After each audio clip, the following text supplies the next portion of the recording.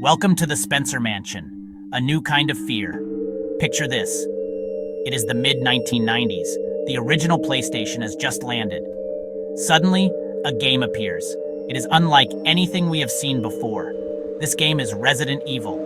It didn't just entertain us, it terrified us. It defined a generation. This wasn't your typical action game. Resident Evil was about survival. Every bullet was precious. Every health herb, a gift from above. You weren't a superhero here. You were just trying to make it out alive.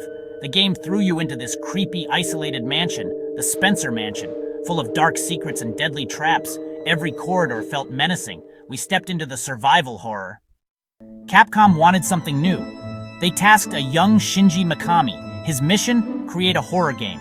A game that would truly scare players. He looked at old horror movies. He wanted to blend action with suspense. This was a big experiment for Capcom. Mikami and his team drew inspiration from a Japanese horror game called Sweet Home. They also loved George A. Romero's zombie films. These influences were key. They helped shape Resident Evil's DNA. Developing the game was tough. The original PlayStation had limits. The team had to be clever. They initially planned a first-person game, but they switched to third-person. Pre-rendered backgrounds allowed for more detail. It was a stroke of genius born from limitation. Enter the survival horror, a genre-defining experience that will test your wits and nerves. Plot, puzzles, and panic. The trifecta that makes Resident Evil an unforgettable journey. The story begins with a mystery. The STARS team, an elite group of law enforcers, is called into action. Alpha Team is sent in to investigate. Their mission is critical. They are searching for Bravo Team, who mysteriously vanished. Bravo Team went missing near Raccoon City, a place shrouded in darkness and secrets. Our heroes, Chris Redfield and Jill Valentine, lead the charge. They find themselves in deep trouble. Chased by monstrous dogs, they are forced to take refuge in the infamous Spencer Mansion, a place that holds many dark secrets. Once inside, the horror truly begins. The mansion is a labyrinth of fear. The mansion is eerily quiet at first. Then you see it. That first zombie, slowly turning its head, a moment that will haunt you. It's not just about monsters, though. The game challenges your mind as well. The mansion is full of locked doors, strange devices, and cryptic clues that you must decipher. You need to find keys and solve intricate puzzles to progress through the game. As you explore, you uncover a dark secret. The Umbrella Corporation, a company with sinister motives. The T-virus, a deadly pathogen, turns people and animals into horrifying monsters. The true terror lies in what humanity can create. So, what made Resident Evil so terrifying? Let's break down the science of its scares. First up, those fixed camera angles. You'd enter a room and the view would shift. Sometimes you couldn't see what was ahead. You could hear a zombie moaning, but it was just off screen. This created unbearable suspense. Resource management was crucial.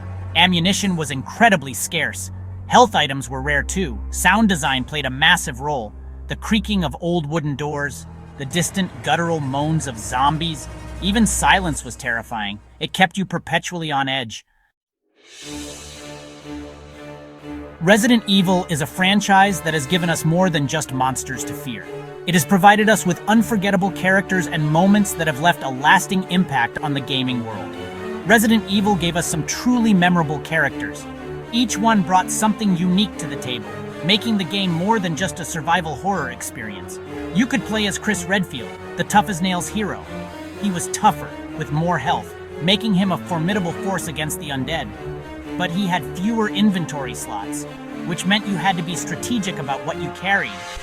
Or you could choose Jill Valentine, the resourceful and quick-witted heroine. She had more inventory space, allowing you to carry more items and weapons. And she got the lockpick, the master of unlocking, as Barry called her. This made her invaluable in navigating the game's many locked doors and hidden secrets. These choices changed how you played, offering different experiences and challenges depending on your character. Speaking of Barry Burton, what a guy. He was always there with a helping hand and a memorable line. He delivered some of the most famous lines in the series. Lines that were, let's be honest, a bit cheesy, but they added a unique charm to the game. But we loved them anyway. These lines became iconic, and fans still quote them to this day. "You were almost a Jill sandwich." Classic. This line has become a part of gaming history, and who could forget, "I have this." Barry's enthusiasm made every encounter memorable. His dialogue added a certain charm and humor to the otherwise tense atmosphere. Then there was Albert Wesker, the enigmatic and calculating leader. The cool, collected leader of stars, who always seemed to have a plan. But spoiler alert, he was the villain, working for Umbrella all along. His betrayal was a shocking twist that added depth to the story. Working for Umbrella all along, Wesker's true motives were a dark revelation that changed everything. Resident Evil didn't just scare us, it created a whole new genre, survival horror. Before it, horror games were different, often more action-focused or adventure-based. Resident Evil codified the rules. Limited resources, puzzles, exploration, a focus on atmosphere and dread. Many games tried to copy its formula. Silent Hill, Dino Crisis, and more. Its impact on game design was huge. Think about the pacing, moments of quiet tension, broken by sudden bursts of horror. The resource management aspect, it made players think strategically. Every decision mattered. This level of player agency in horror was new. It influenced countless games that followed. Resident Evil became a cultural phenomenon. It's a name everyone knows. It's a powerful thing, isn't it? It has the ability to transport us back to simpler times. For those of us who played Resident Evil in the 90s, it was more than just a game. It holds a special place in our hearts, a cherished memory of our youth. Remember booting up your PlayStation? The excitement was palpable. The sound of the disc spinning, a prelude to the adventure that awaited. The darkness of your room, the only light coming from the TV screen. The anticipation of what was to come, the thrill of the unknown. It was more than just playing a game. It was an experience, a rite of passage for many of us. Think back to those late-night gaming sessions, when the world was asleep but you were wide awake. Maybe you played alone. Lights off, the silence amplifying every sound. Heart pounding with every creak of the floorboards, every shadow playing tricks on your mind. Or maybe you played with friends. Huddled around the TV, the room filled with nervous laughter. Passing the controller when things got too intense, each of you taking turns to face the fear. Those shared scares created lasting memories, moments that bonded you together. Bonds forged in digital fear, friendships strengthened by shared experiences, and we'll never forget that first terrifying encounter. The moment that defined a generation of gamers. Thanks for watching.